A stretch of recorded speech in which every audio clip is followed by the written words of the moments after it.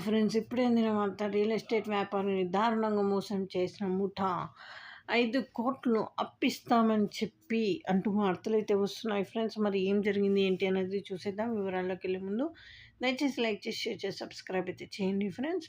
అయితే ఓ real estate వ్యాపారికి 5 కోట్ల రూపాయలు అప్పిస్తామని చెప్పి ఓ ముఠా 60 లక్షలను దోచేసింది. అయితే బాధితుడి ఫిర్యాదు మేరకు 24 గంటల్లోనే పోలీసులు నిందితులను పట్టుకొని డబ్బు రికవరీ చేశారు.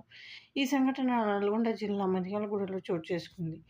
ఎస్పీ శరత్చంద్ర పవార్ ఈ కేసుపై వివరాలు వెల్లడించారు.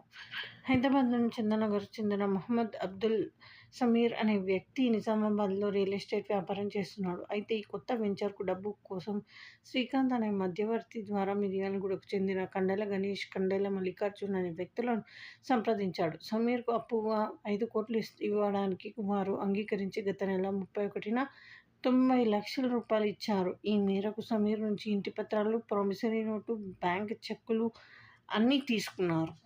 ఆ తర్వాత మిగతా డబ్బు కావాలంటే తాము ఇచ్చిన 90 లక్షలతో పాటు అప్పు ఇవ్వబోయే 5 కోట్లకు వడ్డీగా మొత్తం 60 లక్షలు ముందుగా ఇవ్వాలన్నారు. ఈ నెల 5వ తేదీన డబ్బు తీసుకుని మిర్యాలగూడకు రావాలని చెప్పారు. ఈ క్రమంలో వారు చెప్పినట్లుగానే డబ్బులు తీసుకుని తనతో పాటు మరో 2 రియల్ ఎస్టేట్ వ్యాపారులను సమీర్ తన వెంట తీసుకుని వెళ్ళాడు. గణేష్, మల్లికార్జున్లు ఇంతకుముందు ఇచ్చిన 90 లక్షలు సమీర్ నుంచి తీసుకుని చెక్కులు, ప్రామిసరీ నోట్లు, ఇంటి డాక్యుమెంట్లు సమీర్కు తిరిగి ఇచ్చేశారు. అనంతరం సమీర్ 5 కోట్ల రూపాయల అప్పు గురించి వారిని అడగ్గా ముందు వడ్డీ డబ్బులు తెచ్చారా అని వారు ప్రశ్నించారు. దీంతో సమీర్ తన బ్యాగ్ను తెరిచి 60 లక్షలను చూపించబోయాడు. దీంతో గణేష్, మల్లికార్జున్ స్నేహితులు రియల్ ఎస్టేట్ వ్యాపారి సమీర్ అతడి స్నేహితుడిపై దాడి చేసి డబ్బు ఉన్న బ్యాగును తీసుకుని పరారయ్యారు.